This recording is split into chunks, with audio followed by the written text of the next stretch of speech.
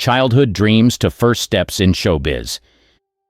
She was born on October 6, 1942, in Stockholm, Sweden. Her mother, Maj Britt, was a secretary, and her father, Sven, owned a clothing store. Growing up in a modest household, she had an early interest in the performing arts. Her early years were marked by ballet classes and a passion for acting, which she pursued with determination. After finishing school, Britt joined a traveling theater group, which took her across Sweden and introduced her to the world of performance. She quickly gained a reputation for her striking looks and natural talent. It wasn't long before she decided to take her ambitions further. At the age of 20, she moved to London in 1962, determined to make a name for herself in a larger, more competitive market. In London, Britt's career began to take shape. She was discovered by a talent agent while walking down the street. Her first major break came with the film The Happy Thieves in 1961, although her role was uncredited. Despite the small start, it gave her a taste of the movie industry and motivated her to keep pushing forward. Her real breakthrough came in 1964 with the British comedy The Bobo, where she starred opposite Peter Sellers. Her performance caught the eye of critics and audiences alike. The film may not have been a blockbuster, but it established her as a promising actress with a bright future.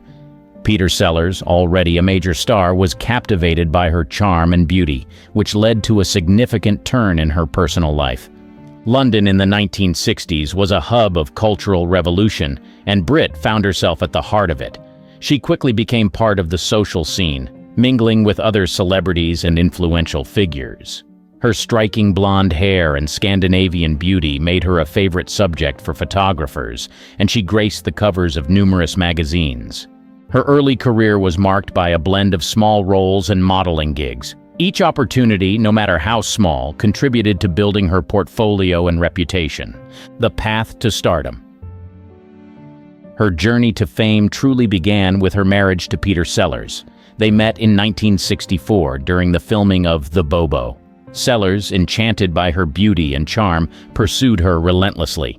Just 10 days after their first meeting, they were married. This whirlwind romance thrust Britt into the international spotlight, linking her with one of the biggest names in comedy at the time. Peter Sellers was already an established star, known for his roles in Dr. Strangelove and The Pink Panther. His fame and influence opened many doors for her.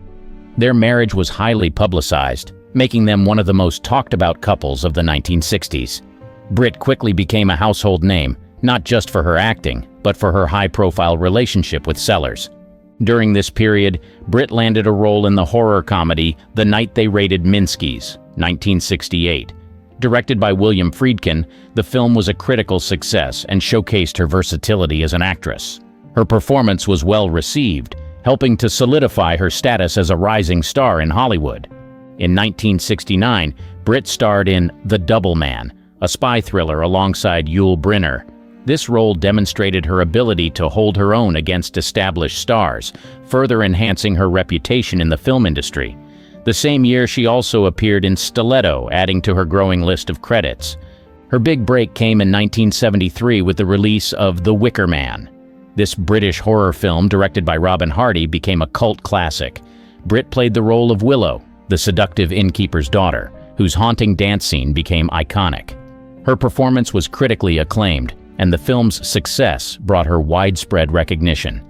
The Wicker Man is now considered one of the greatest horror films of all time, and Britt's role in it is remembered as one of her best performances. The same year, Britt's career reached new heights when she was cast as Mary Goodnight in the James Bond film The Man with the Golden Gun, 1974. Starring opposite Roger Moore, she became one of the iconic Bond girls. Relationship with Peter Sellers. Peter Sellers was at the peak of his career. His immense popularity meant that their relationship was constantly under the media's scrutiny. Britt became an overnight sensation, not only because of her acting skills, but also due to her association with Sellers. This marriage, however, was far from a fairy tale. Sellers was known for his erratic and unpredictable behavior. His intense jealousy and controlling nature soon became apparent. According to Britt, Sellers would often scrutinize her every move, questioning her interactions with other men. This obsessive jealousy led to frequent arguments and created a volatile atmosphere at home. In a rare interview, she revealed, Peter's jealousy was suffocating. It overshadowed our happiness. Despite the tumultuous nature of their relationship, there were moments of genuine affection and collaboration. Britt appeared alongside Sellers in several films, including After the Fox in 1966. Their on-screen chemistry was undeniable, and they were often seen as a glamorous and successful couple in public. However, behind closed doors, the reality was much different. The constant tension and emotional strain took a toll on her. Sellers' health was also a concern, as he suffered multiple heart attacks during their marriage. In 1964, shortly after their marriage, Sellers had a near-fatal heart attack. Britt stood by his side during his recovery, but the strain of his illness added to their marital woes. Their relationship reached a breaking point in 1968. Sellers' erratic behavior and unrelenting jealousy became unbearable for Britt. She decided to leave him, and their divorce was finalized in December 1968. After her divorce from Sellers, Britt faced a barrage of media attention. The press was relentless, often portraying her as the heartbroken ex-wife of a comedy legend. Despite the negative press, she remained resilient and focused on her career. Iconic role in The Wicker Man. In 1973, Britt Ekland took on what would become one of her most memorable roles in the British horror film, The Wicker Man. Directed by Robin Hardy, this movie would go on to achieve cult status and solidify Britt's place in cinematic history. Her portrayal of Willow McGregor, the seductive innkeeper's daughter, was both haunting and captivating. She was cast in The Wicker Man during a time when her career was gaining momentum. The film, based on David Pinner's 1967 novel, Ritual, tells the story of a police officer investigating the disappearance of a young girl on a remote Scottish island. Upon arrival, he discovers that the island's residents practice a form of Celtic paganism. Britt's character, Willow, plays a pivotal role in luring the officer into the island's eerie traditions. The production of The Wicker Man was relatively low budget, and filming took place in various locations in Scotland, including Plockton and the Isle of Skye. Despite the limited resources, the filmmakers managed to create a profoundly atmospheric and unsettling film. Her performance, particularly her famous Willow's Song dance scene, became one of the film's most iconic moments. In this scene, Britt's character attempts to seduce the devoutly Christian police officer, played by Edward Woodward. Her dance, performed nude, is both provocative and mesmerizing, symbolizing the clash between paganism and Christianity. The scene required significant bravery from Britt, as it was both physically and emotionally demanding. In interviews, she later reflected, "It was a challenging scene, but I knew it was crucial for the character and the story." The Wicker Man received mixed reviews upon its release, but gradually gained a reputation as a masterpiece of horror cinema. Critics praised Britt's performance, noting her ability to blend sensuality with an undercurrent of menace. The film's unique approach to horror, eschewing typical gore for psychological tension and cultural clash, set it apart from other movies of the time. James Bond era. In 1974, Britt Ekland's career reached a new pinnacle when she was cast as Mary Goodnight in the James Bond film The Man with the Golden Gun. This role catapulted her into international stardom and solidified her status as an iconic Bond girl. The film, directed by Guy Hamilton, featured Roger Moore as the suave British spy James Bond and Christopher Lee as the villainous Francisco Scaramanga.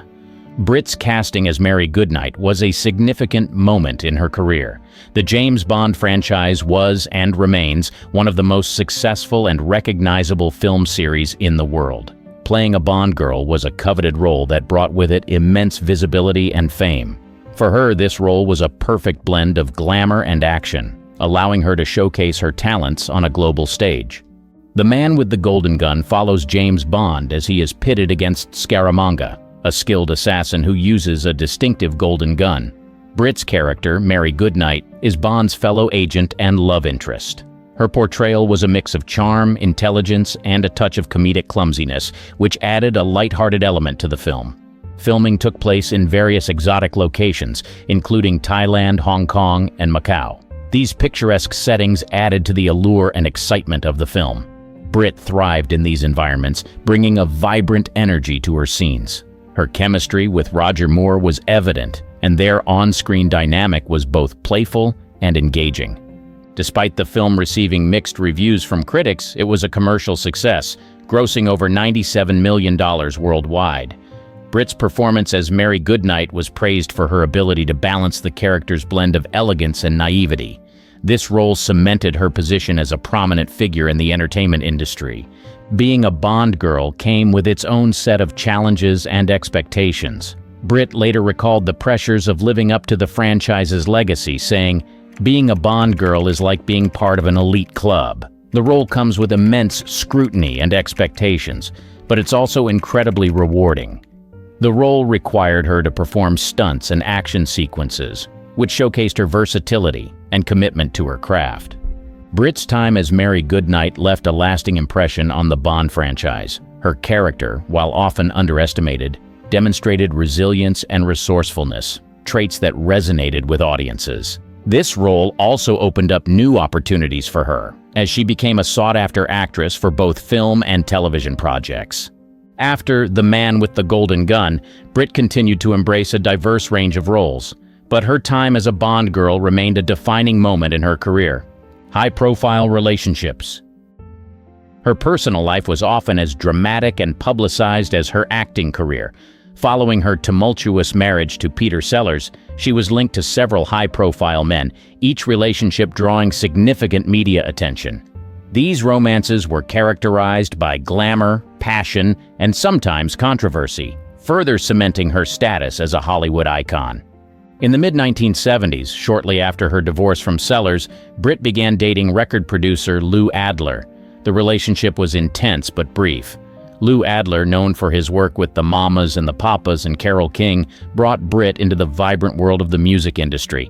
Their romance, however, was short-lived, ending as both their careers took them in different directions. One of Britt's most famous relationships was with rock star Rod Stewart. They met in 1975, and their relationship quickly became a staple of tabloid headlines. Stewart, at the height of his fame, and Britt made a striking couple. She often appeared in his music videos, including Tonight's the Night, which featured a sensual and controversial portrayal of their relationship. In interviews, Stewart described Britt as the ultimate rock and roll girlfriend. Their relationship lasted about 2 years and was marked by a mix of public displays of affection and private turmoil. They were often seen together at high-profile events, epitomizing the glamour and excess of the 1970s rock scene. Britt later reflected on their time together, acknowledging the challenges of dating a rock star with an equally demanding career. Despite the ups and downs, she spoke fondly of Stewart, noting, "We had an amazing time together, full of unforgettable moments." After her relationship with Stewart ended, Britt was involved with several other notable figures. In the late 1970s, she dated American actor Warren Beatty, known for his roles in Bonnie and Clyde and Shampoo. Their relationship was kept relatively private compared to her previous romances, but it was another example of her attraction to powerful and charismatic men. Beatty was known for his charm and numerous relationships with high-profile women, and his romance with Britt added to his legend as a Hollywood Lothario. Britt's love life also included a brief romance with singer and actor George Hamilton. Hamilton, known for his suave persona and roles in films like Love at First Bite and Zorro the Gay Blade, was another high-profile addition to her list of famous partners. Their relationship was characterized by glamour and public appearances, though it too was short-lived. They were often photographed at glamorous Hollywood events, adding to the public fascination with Britt's romantic life. Britt was also romantically linked to British actor and comedian Dudley Moore. Their relationship, though brief, attracted considerable media attention. Moore, known for his roles in 10 Inches and Arthur, added another layer of complexity to Britt's already storied romantic history. Despite the brevity of their relationship, it was yet another example of Britt's attraction to charismatic and influential men. In the early 1980s, Britt's personal life continued to be a subject of public fascination. She was linked to producer Bill Wiggins, whom she eventually married in 1984. This relationship was more low-key compared to her previous romances, and they had a son together, T.J. Wiggins, born in 1988. However, this marriage also ended in divorce in 1992, marking another chapter in her eventful love life. Britt's high-profile relationships were not just tabloid fodder, they also had a significant impact on her career. Being associated with famous men often kept her in the public eye, helping to sustain her celebrity status. However, it also meant that her personal life was constantly under scrutiny, with every relationship becoming a public spectacle. Throughout the 1990s and 2000s, Britt continued to be seen with various notable figures, though she kept many of these relationships more private. Her ability to remain a topic of public interest over several decades speaks to her enduring appeal and the public's fascination with her life. Navigating career hurdles. Despite her numerous successes and iconic roles, Britt Ekland faced significant challenges in her career, particularly due to typecasting and the harsh realities of the entertainment industry. Her striking beauty, which had opened so many doors, also led to a series of limitations that she had to continuously work to overcome. Throughout the 1970s, Britt found herself frequently cast in roles that emphasized her physical appearance rather than her acting abilities. This typecasting was frustrating for her as she sought to prove herself as a serious actress. While roles like Mary Goodnight in The Man with the Golden Gun and Willow in The Wicker Man brought her fame, they also pigeonholed her into the blonde bombshell archetype. Britt's attempts to diversify her roles included taking on more dramatic parts in films such as Endless Night, 1972, and Asylum, 1972, both of which were psychological thrillers that showcased her range. However, breaking free from the typecasting mold proved difficult. Hollywood often saw her as the glamorous, seductive figure, limiting her opportunities for more varied and challenging roles. In an effort to reinvent herself, Britt moved to television, where she found opportunities that were less available in film. She appeared in popular TV shows such as Fantasy Island, 1981, and The Love Boat, 1980 to 1982. These appearances allowed her to stay in the public eye and continue working, but they also came with their own set of challenges, as TV roles were often less prestigious than film roles at the time. During this period, Britt also ventured into stage acting, which provided a different platform to showcase her talents. She starred in productions such as Cinderella and The Millionaires, which allowed her to take on more diverse characters and demonstrate her versatility. Theater offered a respite from the typecasting of Hollywood and gave her the chance to connect directly with audiences. Britt's struggles with typecasting and industry bias were compounded by the pervasive sexism of the era. The entertainment industry in the 1970s and 1980s was notorious for its double standards and objectification of women. Despite her talent and dedication, she often had to navigate a landscape that prioritized looks over substance. In interviews, she candidly discussed these issues, highlighting the difficulties faced by actresses of her generation. Britt Ekland's next act.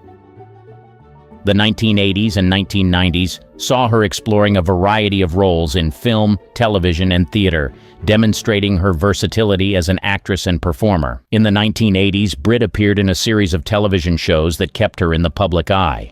Notable appearances included guest roles on popular series such as Fantasy Island and The Love Boat. These roles allowed her to reach new audiences and showcased her ability to adapt to different genres and formats. Her work on television was well received, and she became a familiar face to many viewers during this period. Britt also ventured into the realm of theater, which offered her a different kind of artistic challenge. She starred in several stage productions, including pantomimes and plays, which allowed her to explore a range of characters and performances. One of her notable stage roles was in the British production of The Millionaires, where she received praise for her performance. Theater provided Britt with an opportunity to connect with audiences in a more intimate setting, and she embraced the medium with enthusiasm. In addition to her acting career, Britt pursued other interests and projects.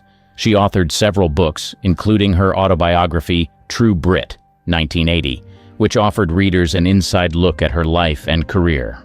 In her memoir, she candidly discussed her experiences in Hollywood, her relationships, and the challenges she faced along the way. The book was well received and allowed fans to gain a deeper understanding of the woman behind the glamorous image. Britt also became involved in various charitable activities and advocacy work. She supported animal rights organizations and was an outspoken advocate for animal welfare. Her passion for these causes reflected a compassionate side of her personality that resonated with many of her fans. She participated in numerous charity events and used her platform to raise awareness about important issues.